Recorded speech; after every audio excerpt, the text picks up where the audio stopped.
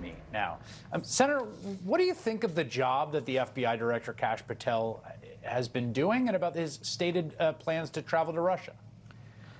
Yeah, I mean, I can tell you there's bipartisan concern about his plans to go to Russia. I mean, I don't know if he's looking for a new idea for a new children's book or something like that, but like, look, this is deeply inappropriate. It's wrong, especially when we see just how much Russia is working to try to undermine us, being able to support Iran, being able to go against our own service members in harm's way, and let alone what is happening in Ukraine right now with Russia's invasion. So, the fact that he's doing this, I mean, it's just one of those. I wish I could tell you, Chris, that I was completely surprised, but when I saw the headline, I was just like, actually, that makes sense.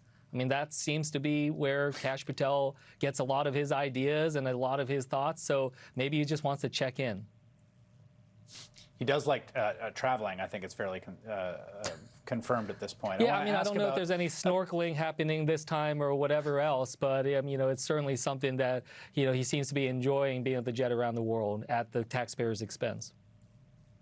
I want to ask you about something big news out of your state today. The governor of your state, Mikey Sherrill, announcing that under previous administration, actually, this happened back in 2023, there had been a kind of glitch in software for the automatic voter registration through the state's Department of Motor Vehicles that had accidentally shunted about 6,000 non-citizens onto the voter rolls as citizens, 6,600.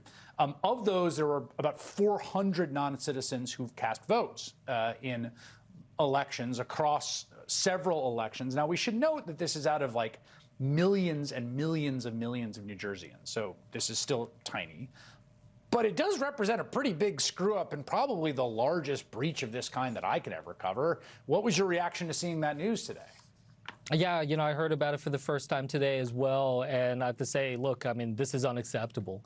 And this needs to be fixed immediately, and people need to be held accountable for that, especially if they've known this since it's happened a couple years ago. So yes, when there are mistakes, when there are things that are broken, we need to fix it. But we also need to make sure that we're looking at the problems in the right size, that this is not akin to what Donald Trump was talking about. Yes, this is something that needs fixing, but it's not this widespread systemic problem that Trump has been using and weaponizing to try to push forward a very extreme agenda when it comes to deterring voters and other things that he's been trying to push on with his conspiracy theories and delusions about winning the 2020 election.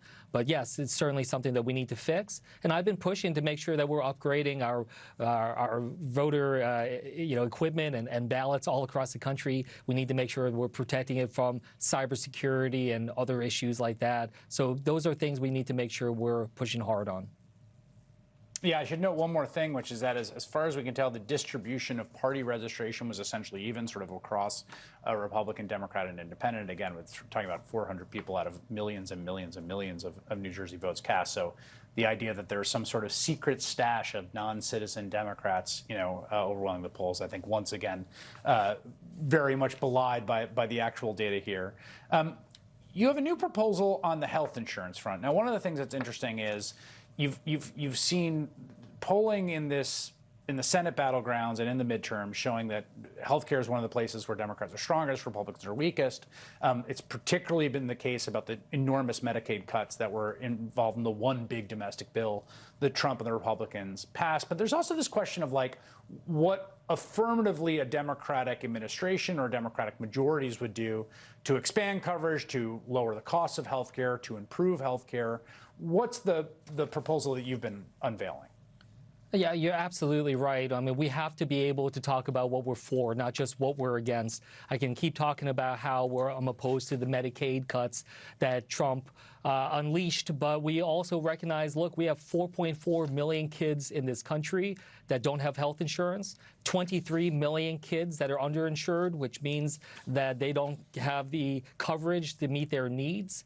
So I've introduced today a proposal called MediKids. So in the same way that we have Medicare providing that universal guarantee for our seniors, that we have MediKids that is a universal guarantee, automatic enrollment into MediKids upon birth. birth, and being able to provide that health care and bring that number of 4.4 million uninsured kids down to zero. It's something that'll help with affordability for millions of families, as well as just make sure that we're creating healthy kids, which will become healthy adults and a healthier society, and bring down our healthcare costs. I think this is a real and implementable idea that we can get moving on and be able to make a huge difference for so many families. So that's why I'm excited about introducing this. We've been getting a great response from so many people across the country today, and I want to make sure we're continuing to spread the word so that we know, again, what are the big ideas and the vision going forward that we can rally around. Final question. Can you imagine in the current Senate Republican votes for a bill like this?